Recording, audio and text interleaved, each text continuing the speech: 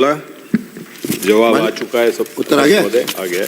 हाँ माननीय मंत्री, मैं दो पार्ट में प्रश्न पूछना चाहूंगा, एक एक करके पूछो, एक एक करके। पहला तो जवाब दिया गया है कि विपणन बोर्ड द्वारा 2010 से पूर्व निर्मित सभी सड़कों को रख रखाव हेतु पीडब्ल्यूडी को हस्तांतरित किया जा चुका है। अध्यक्ष महोदय, ये 2000 में सड़कें बनी थी, सन 2000, इसलिए प्रश्न के संदर्भ में भूमिका कोई भी न बांधे, प्रश्न उत्तर में भी भूमिका ज्यादा नहीं। तो क्या पीडब्ल्यूडी कर रहा है? तो पीडब्ल्यूडी के पास ये सड़कें जा चुकी।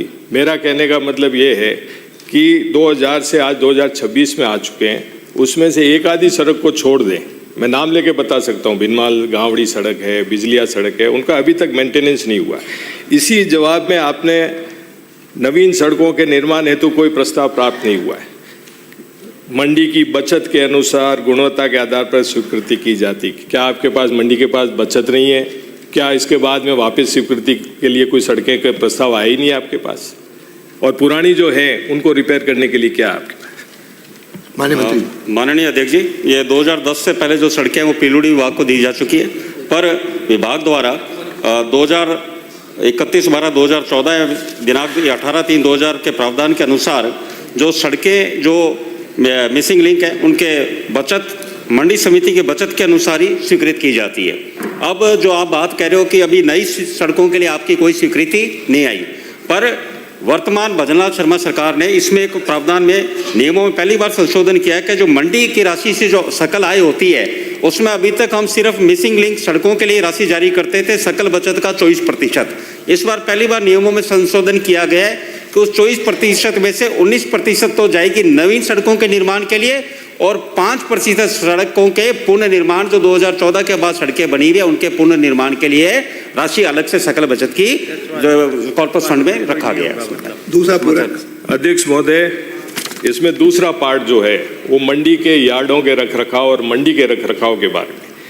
तो भिनमाल मंडी सन 1982 में बनी और आज जालोर जिले की स्थिति के अनार का पैदावार करोड़ों में हो रही है, मोरंगा की हो रही है, सिंगफली की, उतनी सारी आवक होने के बाद भी क्या स्थिति है कि भिनमाल की मंडी की स्थिति देनी है?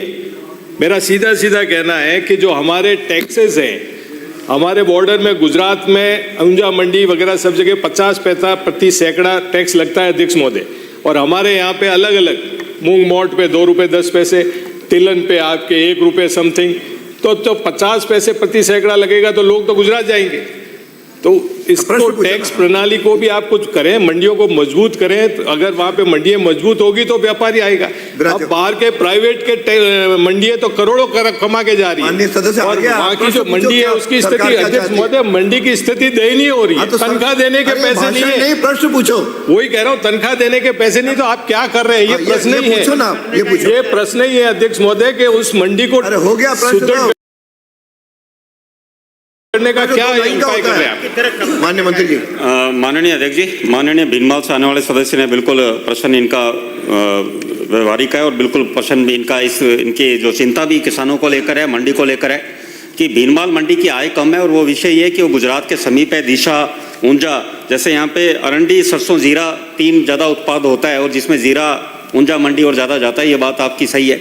इसी बात को देखते हुए जैसे जो कमज़ोर मंडियां हैं जिनके पास आय कम है और व्यय ज़्यादा होता है, उसी के लिए माननीय मुख्यमंत्री जी ने एक निर्देश जारी किया है कि विशेष रूप से कमज़ोर मंडियां हैं, जिस तरह आपकी भिनमाल की है, उनकी संरचनाओं में जिनमें अत्यंत आवश्यकता है, उनके लिए 2025 में निदेशालय विपणन विभाग में प्रथम बार इस सरकार में, भजनलाल शर्मा सरकार में, कॉर्पस फंड का निर्माण हुआ है, जिसमें 50 करोड़ तक का प्रावधान है और 30 करोड़ इकट्ठे हो चुके हैं। अब इसमें माननीय सदस्य जो भिनमाल जी का एक विषय जो इन्होंने उठाया, जो प्रश्न में जो आपने भी यहाँ नहीं रखा, उसमें आपके यहाँ पानी इकट्ठा होता है भिनमाल मंडी में, जो बड़ा विषय आपने प्रश्न जो पूछा उसमें रखा, उसमें हमारे पास प्रस्ताव आ गया, जिसके लिए यहाँ पे जो मंडी में किसानों को और व्यापारियों को नुकसान होता है, उसमें कॉर्पस फंड से 1,37 लाख का नाले निर्माण की भिनमाल मंडी में मैं आपको आश्वस्त करता हूँ कि सरकार बनाकर किसानों को राहत प्रदान करेगी। अगला प्रश्न श्री गणेश राज बंसल।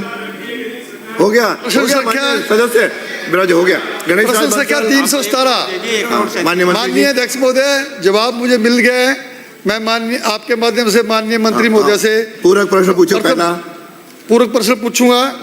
प्रदेश में पर्यटन विकास कार्य हेतु पर्यटन स्थलों के चयन के क्या मानदंड निर्धारित हैं? मापदंड तो मैंने पिछली बार आग्रह किया था, आपके मापदंड आपके नियमों में है, आपके दस्तावेज हैं, या तो प्रश्न पूछते हैं तो अच्छा है, मापदंड पूछोगे तो उसी में ज्यादा समय लगता है। थोड़ा पूछा तो माननीय अध्यक्ष महोदय, राज्य में विभाग द्वारा पर्यटन विकास कार्य हेतु स्थलों का चयन जनप्रतिनिधियों तथा संबंधित जिला कलेक्टर्स के माध्यम से प्राप्त प्रस्तावों पर स्थल विशेष पर पर्यटकों की आवाजाही पर्यटन